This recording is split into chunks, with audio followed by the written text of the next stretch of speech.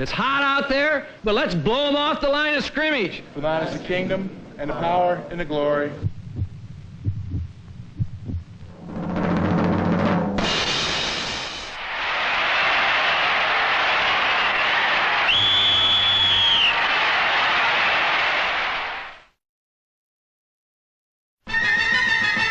Orange Crush is the code name for the American Football Conference's finest defense. This is their home. Today, another capacity crowd will fill Denver's Mile High Stadium to see if Orange Crush can stifle yet another enemy offense. It won't be easy. For today, Orange Crush must deal with the AFC's leading passer, Burt Jones, whose Baltimore Colts have lost only once in the season's first 10 weeks. Jones' supporting cast is strong. Receivers such as Raymond Chester, Roger Carr, and number 35, Glenn Doughty. And, of course, conference-leading ball carrier Lydell Mitchell. But despite all this offensive punch, Bronco fans are hardly impressed. For Denver's strength is defense, a defense built around such stars as defensive tackle number 77, Lyle Alzado. They shut down such high-powered attacks as Pittsburgh and Oakland. Today provides them with just one more chance to prove themselves. There's one other facet to Denver's strong 1977 performance, number 7, Craig Morton, a veteran whose revival has lifted Denver's offense to respectability while providing the missing element to an already sound football club. Yes, it's been a beautiful season in Mile High Stadium, Colorado blue skies and victory smiles since week 1. Today, Denver's Lovelies get one more opportunity to smile as their Broncos meet the powerful Colts in the NFL Game of the Week.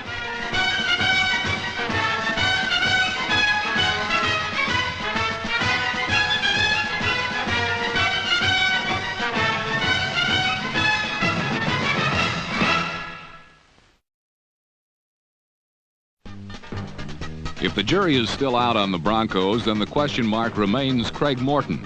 Skeptics question Morton's maneuverability. And on Denver's first 3 possessions, Morton did little to overturn suspicion.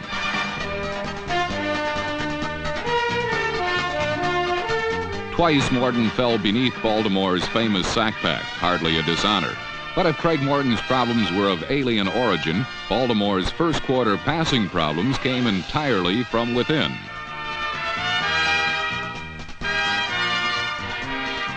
The Colts could manage only 4 first downs the entire first period. Denver got none, where not only was Craig Morton being rushed, but Denver's ground game was being crushed.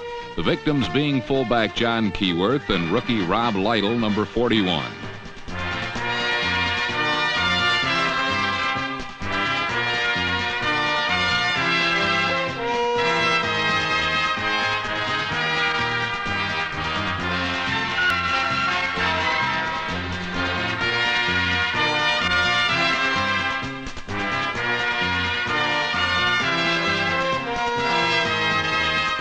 Filling in for the injured Otis Armstrong, Lytle couldn't turn the corner against a defense primed to make his life miserable. Fortunately for the Broncos, Orange Crush was doing some crushing of its own, with Lyle Alzado, Barney Chavis, and Reuben Carter neutralizing the cold front. Number 57 linebacker Tom Jackson was turning up at almost every tackle.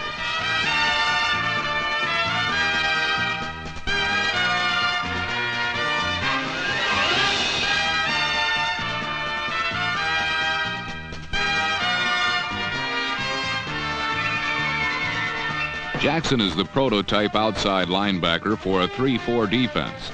Quick and aggressive, Jackson can string out a sweep, then launch a blitz from the corner and catch a quarterback napping.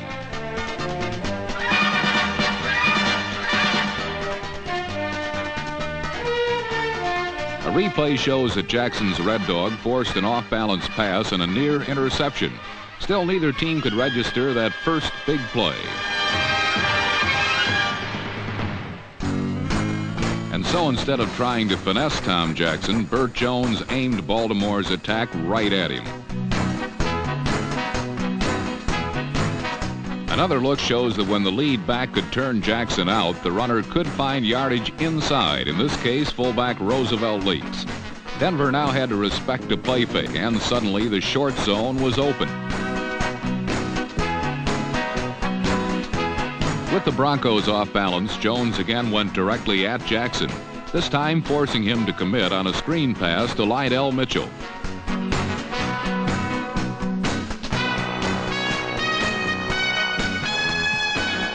However, Bert's next venture over the middle met with disaster as Orange Crush registered the game's first decisive play.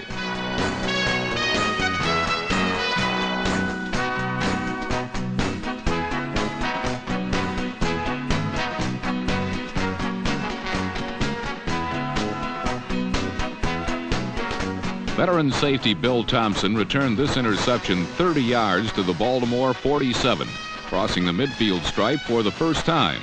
Mile High's noisy denizens now clamored for the big play. 2 plays later, Craig Morton and company delivered.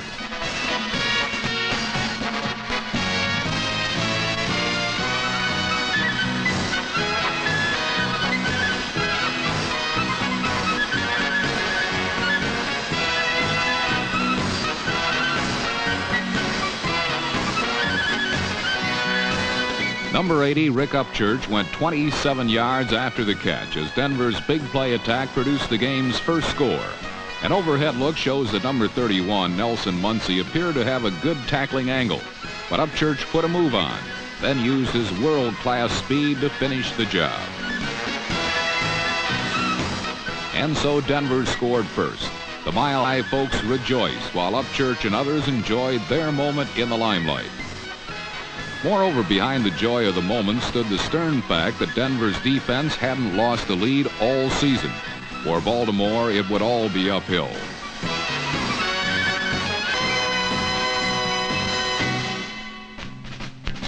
Trailing by 7, Burt Jones turned his attention out beyond Tom Jackson, but Bronco cornermen proved every bit as tough. Jackson arrived moments later to survey the wreckage and stand over Denver's fallen prey.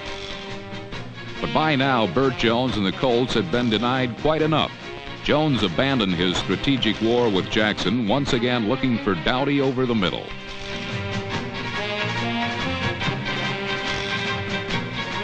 Now it was Baltimore's turn to move into Denver territory.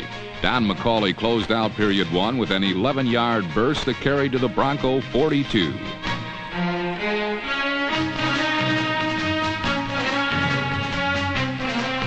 But Baltimore's momentum failed to sustain itself in period 2, with 70,000-plus orange-clad Bronco fans chanting defense. Burt Jones fell victim on a crucial third down play.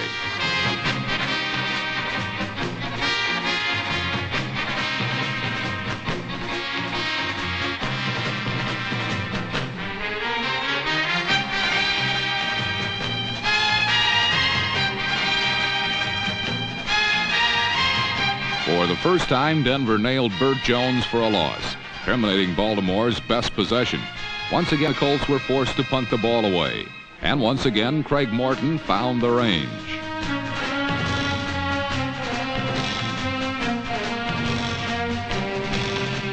Morton's hookup with veteran Haven Moses covered 35 yards to the Baltimore 37. 3 plays later, Morton looked Baltimore's secondary to the left, then threw back over the middle for the game's second score.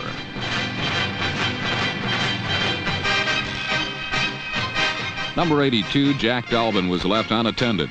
A replay reveals Morton probably wanted to throw down the left sideline, but made a wise choice in looking elsewhere.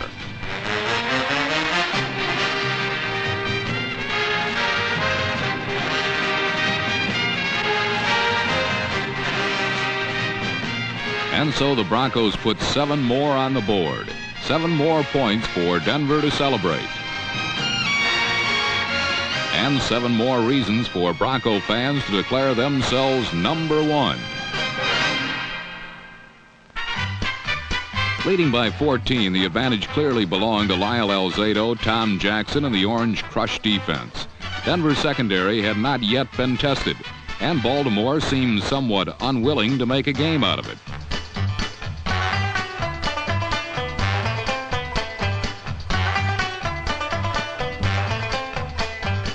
But just when the Colts appeared on the verge of extinction, Burt Jones found a play that worked. First, he ran it to the right.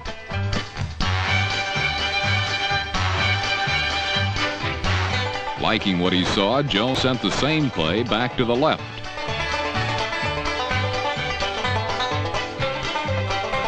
But the big play continued to elude the Colts.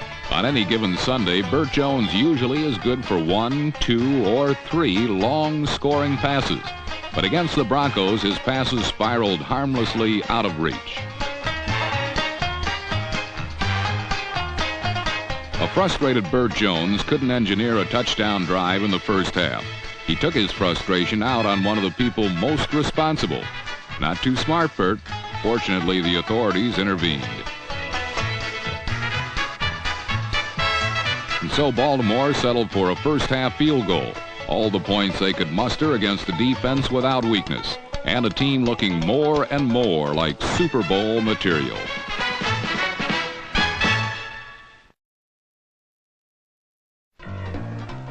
As the second half began, the Broncos were not comfortable with their 14-3 lead. The Colts lead the AFC in most offensive departments, and Denver well remembered Baltimore's victory over the Miami Dolphins that saw them rally from a 28-10 deficit to a 45-28 triumph.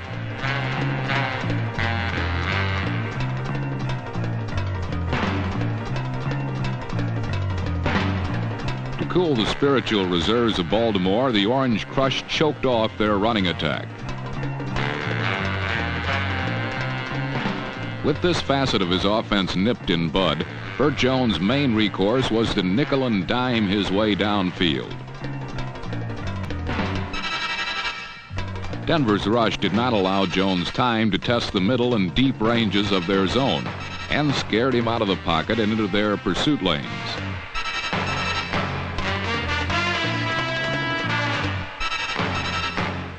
Defense is the backbone of this Denver team, but even Bronco loyalists will admit that the soft underbelly of their team is an often punchless offense. The marauding Colt front four caused the first turnover of the second half when they forced Morton to run, then fleeced him of the football.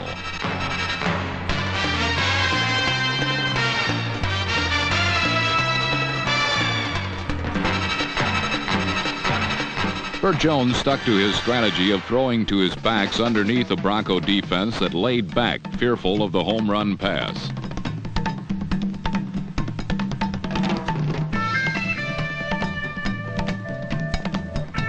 While number 23, Don McCauley, is an excellent receiver out of the backfield, Lydell Mitchell may be the best in football. And his tour de force touchdown cut the Denver lead to a point, 14-13.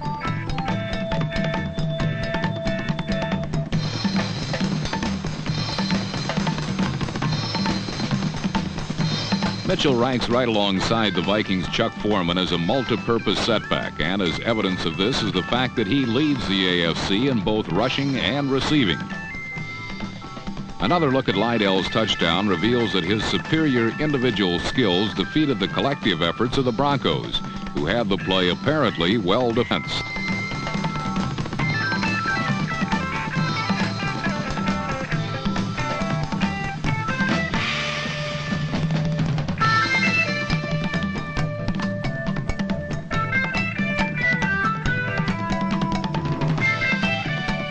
Mitchell's superb effort was the first noticeable chink in Denver's defensive armor, and with their offense stagnant, it was up to the Orange Crush to prove themselves resilient, something they had done in every game but the loss to the Oakland Raiders.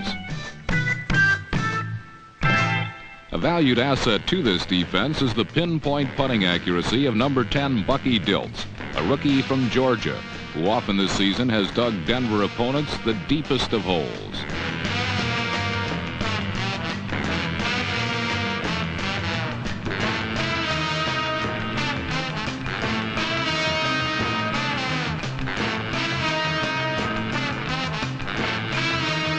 Unfortunately for Dilts and the Broncos, this punt was ruled as hitting the goal line and was brought out to the 20 instead of staying at the 1-yard line.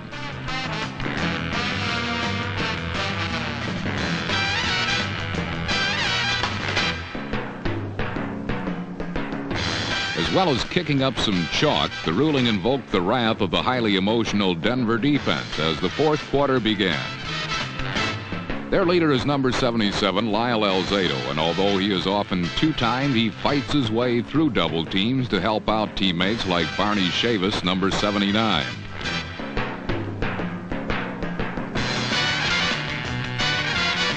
While Denver has dropped quarterbacks 28 times this season, the Colts Sack Pack leads the AFC in this department, and they buzzed around Morton like honeybees after pollen.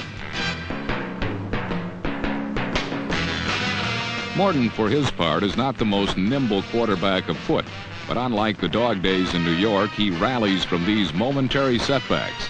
In New York, he often felt like those Roman gladiators who, before they went into the fight, said to Caesar, "We who are about to die salute thee."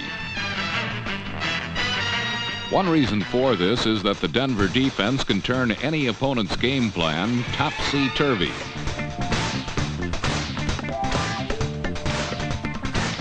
They did just that and turned this game upside down when linebacker Tom Jackson, number 57, stepped in front of Don McCauley and raced 73 yards to a touchdown.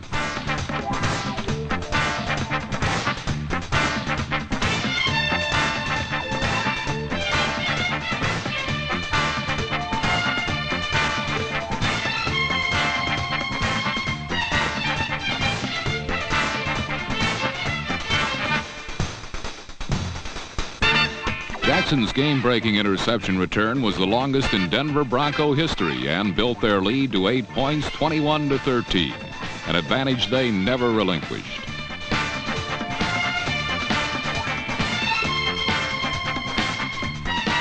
At 5'11", 224 pounds, Tom Jackson is one of the shortest and lightest linebackers in the NFL, and his touchdown was more the result of outthinking Burt Jones than overmatching him physically. The rise of the Denver Broncos to the best in the West at this moment in time is startling in light of their imposing schedule and the might of the Oakland Raiders. They just seem to do the right things at the right time. When teams expect run, Denver passes. When they're ready for the bomb, Denver runs the draw with Lonnie Perrin, number 35.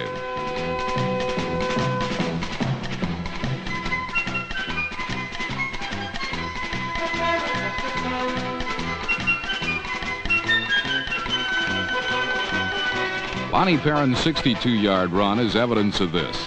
For most of the second half, Denver's offense operated in fits and bursts, waiting for breaks provided them by the defense.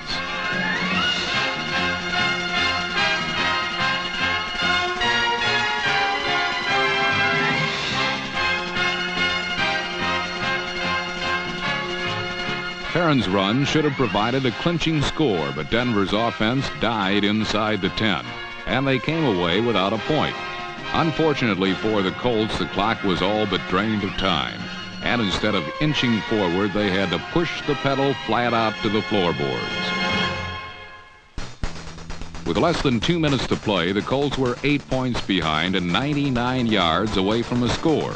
This time, the old throw and go failed them, as number 20, Lewis Wright, intercepted Jones and almost turned the steal into 6 points.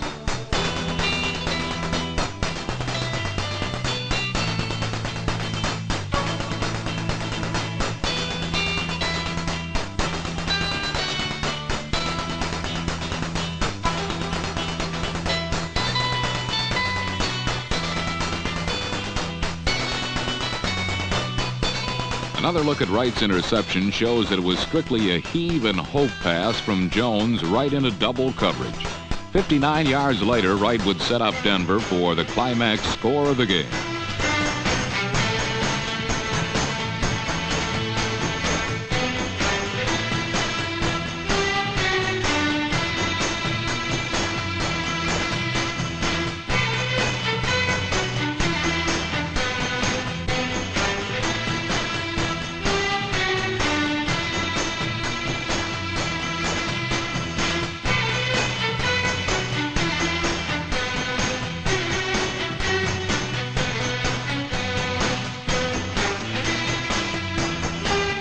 From the 6-yard line, Craig Morton followed number 60 guard Paul Howard into the end zone and a convincing 27-13 victory.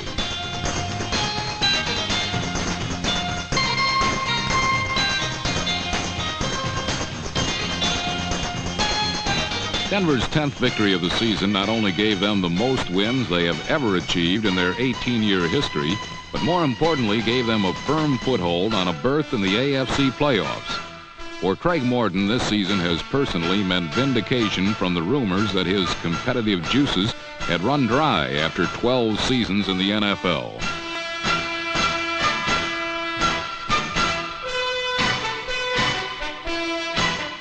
He certainly is not the same gifted athlete that was the #1 pick of the Dallas Cowboys in 1964. One thing Morton has always been in good times and bad is a shrewd play caller and technician, and he provides direction to a team that for so many years has been without a rudder to steer them.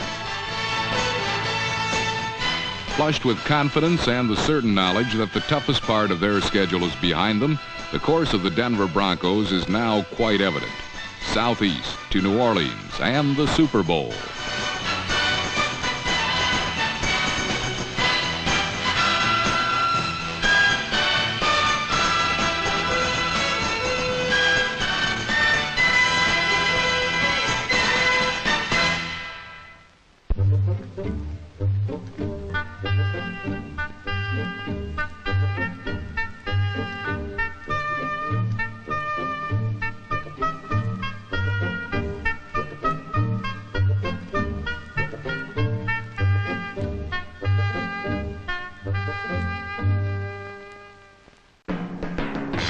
As well as kicking up some chalk, the ruling invoked the wrath of the highly emotional Denver defense as the fourth quarter began.